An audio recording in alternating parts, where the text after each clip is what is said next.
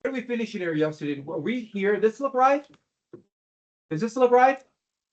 All right, let's get going on this. All right, there's a couple of people got quick go out, run out and take their quiz right now. You missed the beginning of this. Go out in the hall. All you need is something to write with. And a bride. And a bride.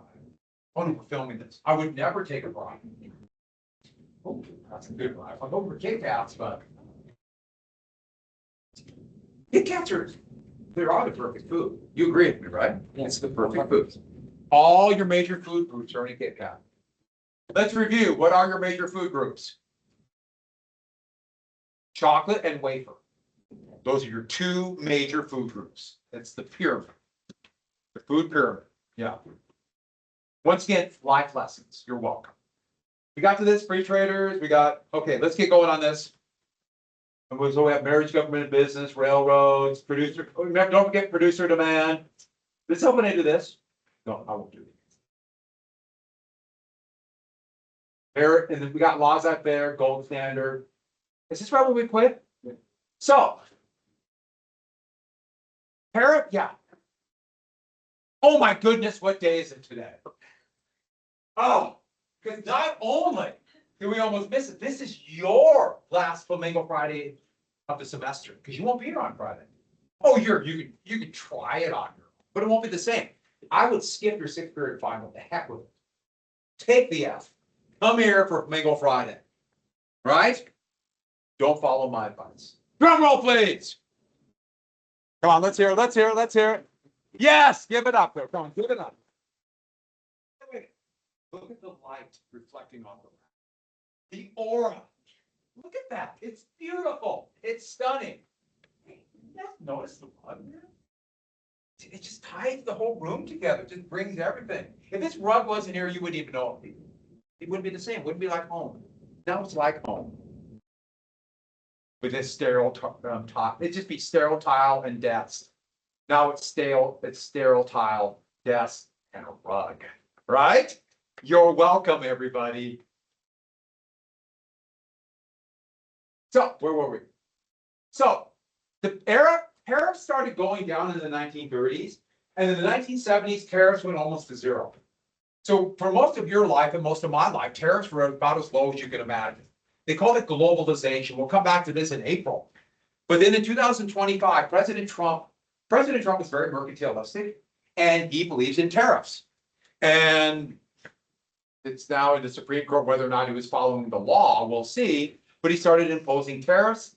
Part of the reason why prices on most products are going up. There's a glut in oil, so oil prices are low right now worldwide.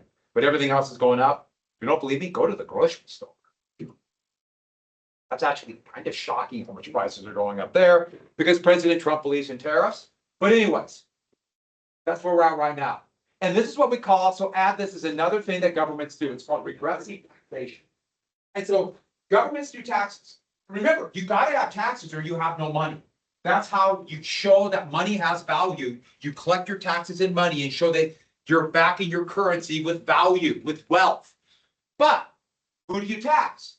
Regressive taxation is this. Well, let me ask you a question in regressive taxation. Who pays a greater percentage of their income in taxes? Working class and middle class people or the very top? Who pays more in regressive? Working class and middle class and poor. Actually, the poorer you are, the greater percentage. And so they have regressive taxation. The wealthier you are, the lower taxes you pay. Tariffs operate like a sales tax. So taxes, we are paying significantly more taxes for the tariffs today. They're not enforcing the tariffs. It's really weird right now. So things aren't happening as fast as some of us, me, myself included, thought with the tariffs, just because we're not enforcing them. But that's another story. Tariffs raise prices for everybody. That means it's like a sales tax. So everyone pays that additional tax for everything they buy. And the poorer you are, the lower your income, it's a greater percentage of your income. Taxes. Yeah, Montana is one of 3 states that doesn't have a sales tax. Vermont and Oregon, the other ones. But you go to places like Washington or Florida or Texas, if you're a working person, the sales taxes just hammer you. But if you're in the top like 5%, yeah, that's great. Montana, we're a little bit more, a little different, but it's who pays the taxes. Tariffs are very regressive. So here's a classic picture of John D. Rockefeller, another one of these great cartoonists, controlling the government. And I like this, that's like a jeweler's eyepiece to do jewelry. And here he is, and that's the White House. You see money and people, or there's the president. And I love the best touch, turning the White House, or turning the Capitol into just another part of the business, a factory for John Rockefeller and Standard Oil. So the last big part about government intervention was new immigration. Immigrants, a massive increase in immigration. So we had new immigration back in the 1840s, and that was from like Ireland and Germany. And Ellis Island is going to be the main processing center for new immigrants into the United States up until the 1930s. I should add this big, it was a warehouse for immigrants to come through and basically stand in line to be processed. There were, and to show you the way architecture was done, today it'd be a big, ugly, sterile building. I'm sick of them, I've used that. Ellis Island's a really cool building. And if you ever get a chance to go to New York, take the tour. It's amazing. Both about immigrants, about the history of people who came there. You can look up if you have descendants that came in that era. A lot of people today do. It's a really remarkable thing. You know, like most people in the United States, one of the great things about the United States, we're a compilation of so many different peoples, which makes it so diverse and I would find strong, at least in that context. But I had a number of relatives who came in that era on my mom's side, and we found some. So I would highly recommend it. It's really cool. The building is beautiful. And they knew how to make stuff back then. Has anyone been to Ellis Island? Few of you? Did you like it? Yeah. It's really neat. And it's cool. And the Statue of Liberty is right there. Statue of Liberty is cool, but do not go to the museum or try to go to the top of the Statue of Liberty. It's not worth it. And you have to wait into like a 4-hour line. I foolishly did that, and I regret it to this day. It's neat seeing the Statue of Liberty, but the museum is not worth it. So more and more immigrants are coming from Southern and Eastern Europe, unlike Northern and Western Europe. So many are, a lot different culturally. There's a lot more Catholics and or Orthodox Christians or Jews. The largest population of Jews in the world was in Central and Eastern Europe. Most of them were part of then, it was the Russian Empire. Today, you have Poland, Lithuania, Latvia, Ukraine, Belarus. Then it was all Russian. And what was happening there was US agricultural goods were flooding their market. Goods from the US were coming into Europe. And what happened to the price of farm commodities because of US goods? Dropped, they went out of business. They went out of business. And so what happened? All these small farmers lost everything. And so many of them took every last penny they had and went to the US and hoped for the best. I should add about a third would end up going back home. A similar thing's going to happen. I'll give you a really good example. It happened in the 1920s, but it also happened in the 1990s in Mexico. Cheap US agricultural goods flooded the market and just destroyed Mexican farmers. And that's going to lead to a wave of immigration, sometimes undocumented immigrants from Mexico into the United States because of absolute desperation. So we'll come back to that. It's going to be a thing called NAFTA. So in the short run, remember, immigrants, they can, by increasing the labor supply, drop wages in the short run. But in the long run, immigrants increase the market, raise wages, increase innovation. So many of the great innovations in American history are going to come from immigrants. And I don't know anybody who works harder than immigrants. Because they, for nothing, they got to work. Boy, hard work. The descendants of hard workers that now we're on their shoulders. I just still in awe of that. And so you can see these are from Eastern and Southern Europe. And that is going to lead to a big increase in nativism, including a reemergence of the Klan, which I've already talked about before. Remember, Birth of the Nation? Part of the reason was of nativism. The Klan would attack not just people who were of African descent, but also Southern European, especially people who are Orthodox, or especially Jewish. So, nativism, anti-immigrant feeling, and the idea that they are not real humans. We'll get to that, but like a different race or species of humans. I'll tell you about that right after the break. And so let's get to number 10, efficiency. So a big wave of efficiency came about because it's so expensive. And new business practices would also start. So partially with railroads, but also we'll get to that manufacturer there in just a second. So remember, companies want to make money. But what's the best way to get profits up? We have mentioned this before, so this is a review. You cut costs.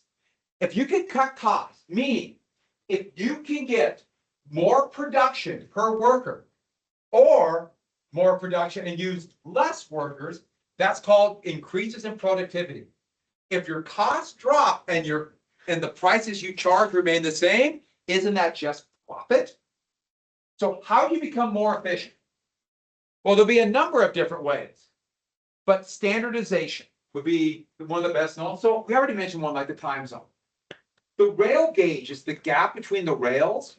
Every railroad just kind of winged it and did their own gauge. Well, that meant that everybody making rail cars had to make different width between the wheels. That's expensive.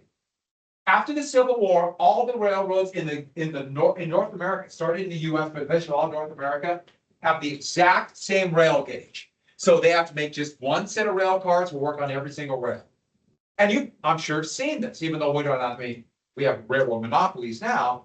But if you're having one of those wonderful times where you're waiting for a train at the stop, especially one of those trains that's really long, and then you know ones I'm talking about where they're going pretty fast and then start slowing down, then they just stop. So you have a really nice long wait. My favorite is when they stop and you can see the end, but you're still sitting there.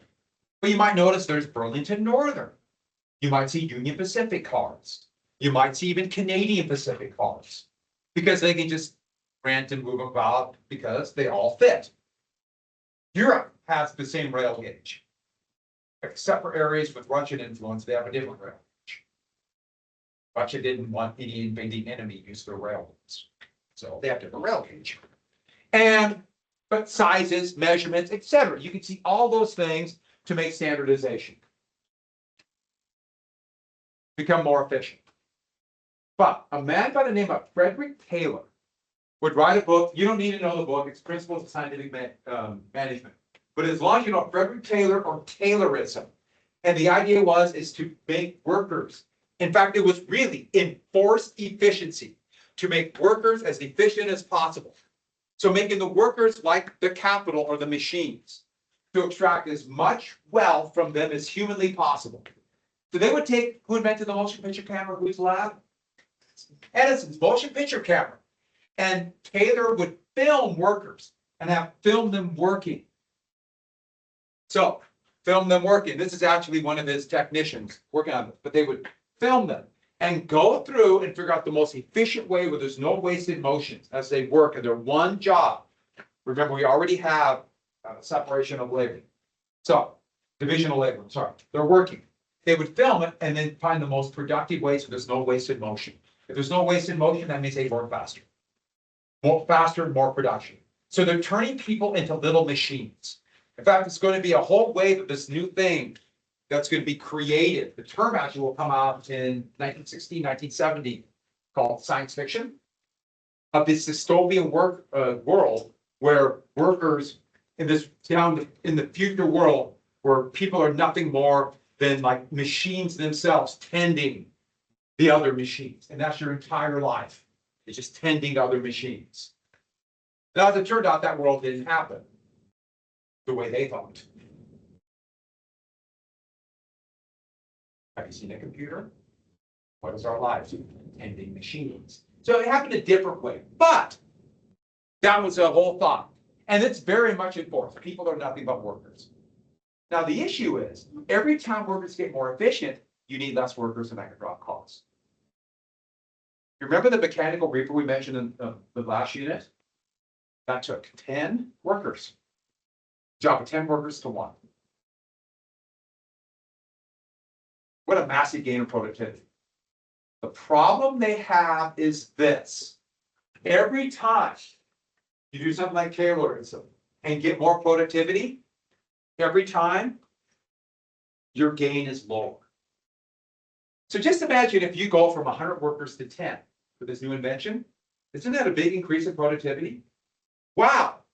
Well, let's say you have that again. You go from 10 to 5. It's not a big gain anymore, is it? What if you go from 5 to 3? Is it a big gain? You see the problem. Every time there's less gain in productivity. Every time. So we mentioned that today we have tariffs. President Trump's stated goal is he claims it's not happening. It might, but it's certainly not happening now. But there'll be more manufacturing jobs. We'll get rid of foreign competition and therefore get rid of a trade deficit and make everything in the US. That's what he wants. But because of productivity gains throughout the years, if we, the United States, had no trade deficit, so we made more than we bought, that would be less than a 0.4% increase in jobs. Or probably less than that. So it really doesn't bring that many jobs anymore. That is the problem with the productivity gains. I don't know if he knows that. I don't think it matters. But, so what did we come out of this? There had already been an assembly line. Actually, manufacturing jobs are dropping really fast in the last 8 months. So it's not happening. Might it happen? I don't know. I can't predict the future yet. Yeah, I'm working on it. My people are on 24 hours, 25 hours a day. So, you've heard of the assembly line? That's a standardization of production. So you have one person standing there and you let what they're producing, a Model T Ford, come to them. So they're on an assembly line. They're on a line. And all you have to do is just stand there. You don't have to move. You just stand there. It comes to you and you do your job. No wasted motion, done. Goes down the line. And therefore, you become faster, quicker, more efficient. Henry Ford did not invent it, but he is the one who's given credit because he showed the potential for profit and productivity gains. But I want to be very clear about it. Every time there's productivity gains, this job becomes more difficult, becomes more mind-numbing, becomes harder on your body. They're nightmares. Assembly lines. Unbelievable. Just that's. And all you have to do is speed up production or get one person working a little bit faster, and you can increase production everywhere. Of course, everyone will faster. Everyone will faster. You feel like you're part of a machine. It's a tough job. And no, they did not pay well. That's why labor unions would allow those to be fairly well-paying jobs in some areas. And so there you have the Model T Ford. Every car is exactly the same. And that's our life. The production of thing over and over again, the same thing over and over again. But speaking of productivity gains, here's another Ford factory. How many workers does that require? So then you have machine tools get more and more advanced, more and more productivity gains. You replace very few workers. Manufacturing today, almost nobody. Hey, I should add, why do you think they want AI? To replace workers for productivity. It's not that many workers to replace. Very reluctant to invest in them. So what is an example of this? This is economies of scale. Production costs drop. Production costs drop. And that allows them to drop prices but still maintain their profit margin. And one more thing that's really important about this. Who can afford all of these gains? What kind of companies can afford this? Only the bigger ones. So this is a competitive advantage for bigger ones. Smaller companies cannot afford these kinds of machines. So they can't take advantage of those productivity gains. They have higher costs and go out of business. And so this is, okay, these are 1930 numbers, but it doesn't really matter. All we care about is the measurement. Here is the drop in price for the Model T Ford. Why? Because of productivity gains. So what happens to the sales as the price drops? More people can buy, yet Ford makes profit because its marginal profit remains high. And every company that did not follow went out of business. A bunch of them went out of business. We scooped up by this larger company called, you might have heard of, General Motors. So you took a bunch of smaller ones and combined them together. Now, I should add, economies of scale does not always give you advantage, because when you get really big, you also get complacent. That's going to happen to every, for example, American car company in the 1970s. And they've never recovered from that. So, and have you ever seen this table before? You ever seen a chart like this?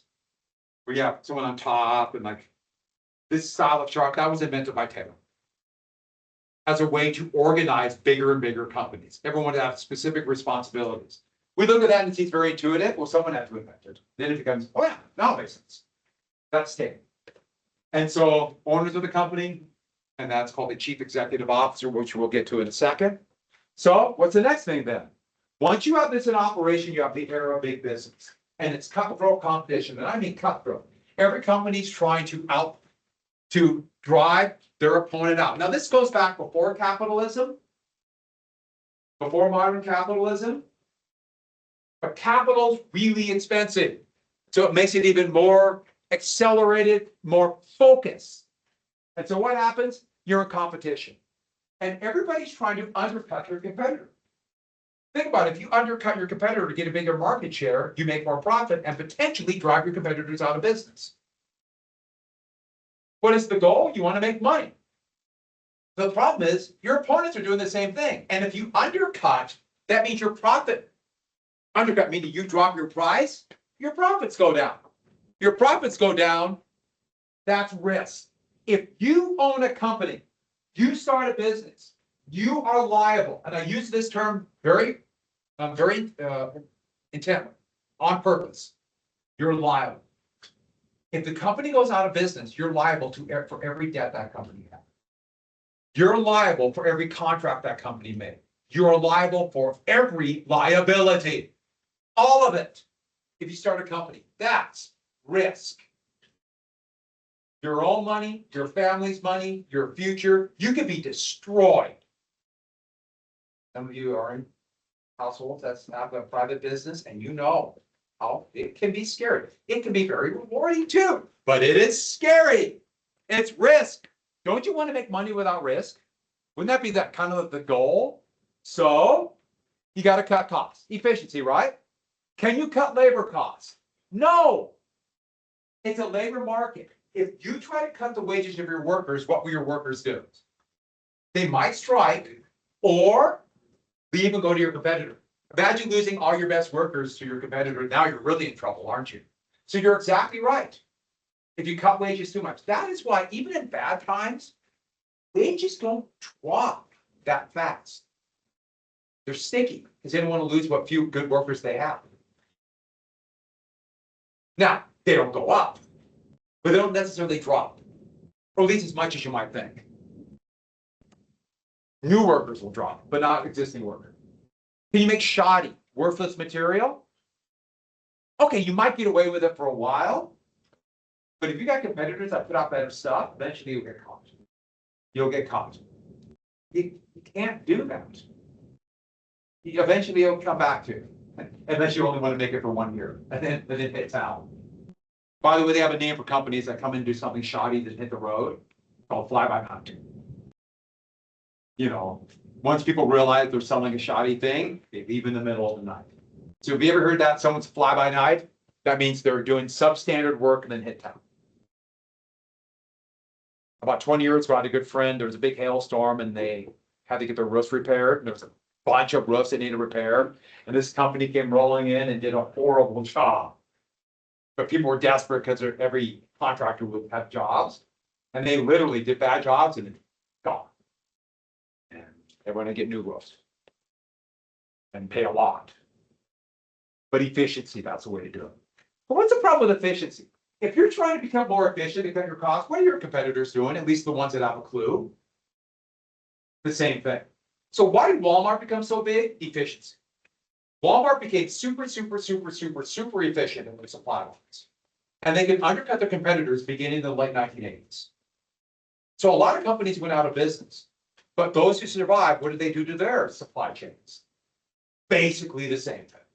Even though Walmart now is going to have a competitive advantage. So, how do you get rid of this risk? Economies of scale. Get big. But if you get big, isn't there more risk? Don't you have more chance to lose money? If you try to expand, that's more risk. Borrow money, more risk, more risk. How do you do this? Because what does everybody, if you're in business, what would you like? Something that operates like a monopoly. I should add, virtually everybody who starts a business hates the market.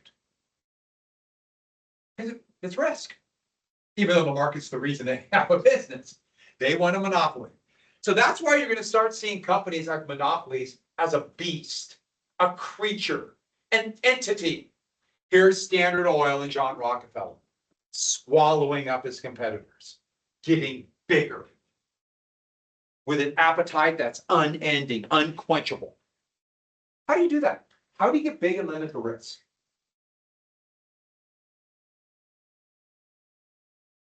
What's the name of a company that will spread the risk out to investors? Okay, we had joint stock companies way back when. But so this is a modern version of it.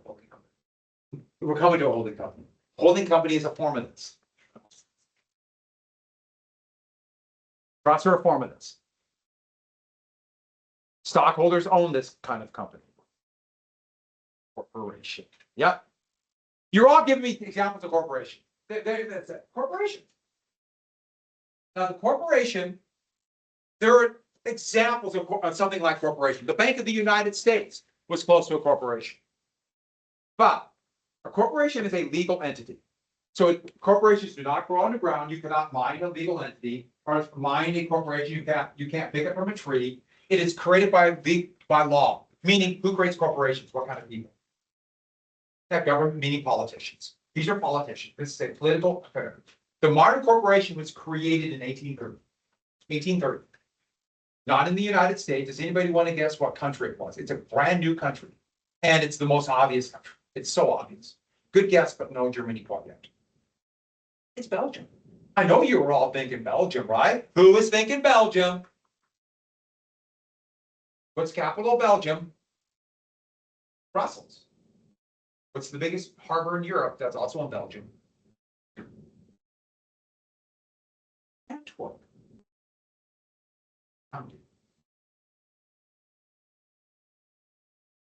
What place has amazing waffles in Belgium?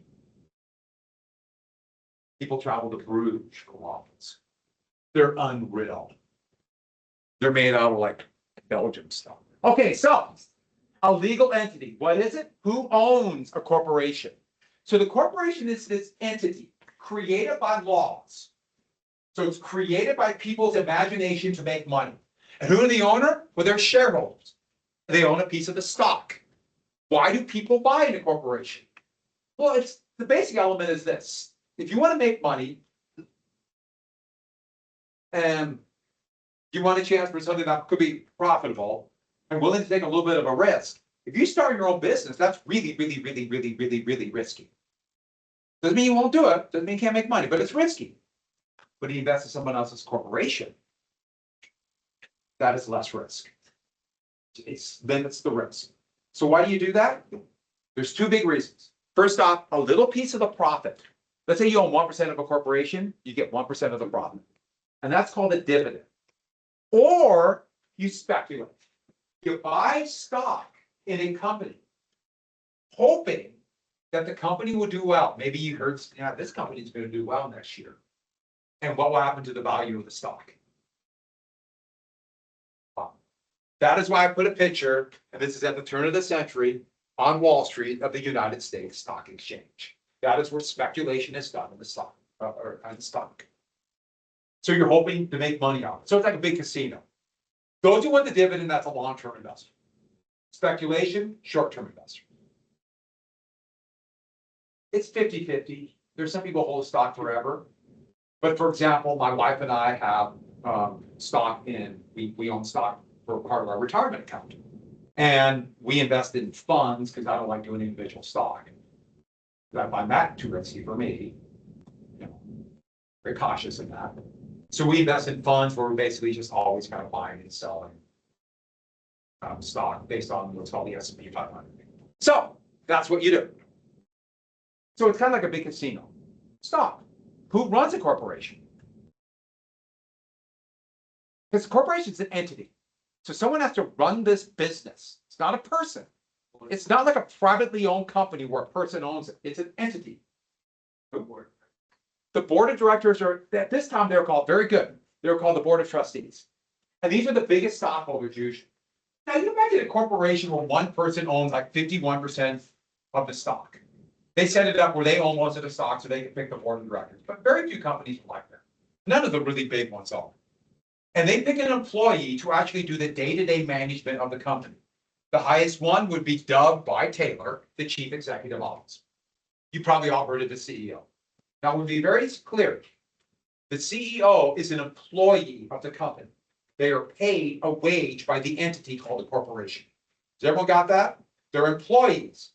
Now, they might be paid in stock, which is now legal. Used to not be legal. We've seen it's highly corrupt. But who cares about corruption today? And they might own stock, but they're paid a salary. So the CEO does not own the company. The CEO just runs it, and it's paid by the entity called the corporation. The entity is not an individual. The entity is a corporation that's created by law. By the way, you know, does that sound confusing to anybody? It should. It should, because it is. So, what's the advantage of corporations? Remember when I told you if you own your own business and it goes under, you're responsible for every debt, every expenditure. You're responsible. You are responsible for the rest of your life. It's scary. Corporation, no. 1830, Belgium came up with what's called limited liability. You might see on a company name, you ever see the letters LLC? That means limited liability corporation. And you're only liable for what you invest. So it spreads the risk out. So it's not one person's money, it's a lot of people's money, other people's money. It's spread out. So if the corporation you own, let's say all of you invested $100 in Partridge Incorporated.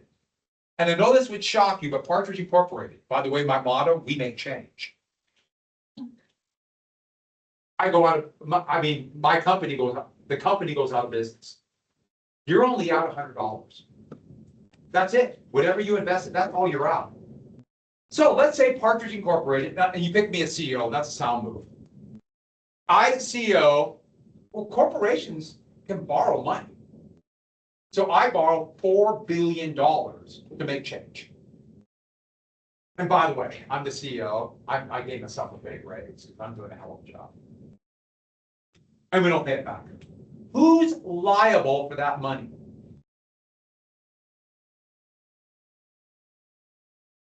Are you? No, you're only liable for the $100 you put in.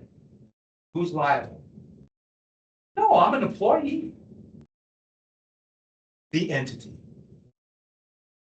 Do you see the advantage now? The entity is liable. Get the money from the entity. So I'm not liable.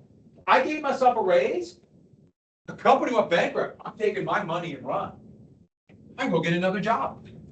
Do you see the advantage? Let me give you another example. Let's say I'm walking down the street with a hammer, and I decide that I'm going to clear the street off. What's going to happen to me? I committed a horrible crime. Who's liable for that crime? Me. Would a corporation ever commit a crime? All the time. Who's liable for the crime? The entity. Do you see an advantage? Do corporations kill people? Unfortunately, all the time. Who's liable? The entity. Do you see the competitive advantage of a corporation? Do you see why it's such a big deal? The CEO is not liable. Okay, let's say you found a letter from me, the CEO of Parker James, saying, we would make more money if we would put arsenic into everything we sell. But if they can't find that, it's the entity. I'm not kidding. Also, you're using other people's money. If you're using, last thing for today, if you're using other people's money, won't you be more likely to take a risk? Think about if you have your own money, a new technology comes about. Ooh, this might go under. I'll lose everything.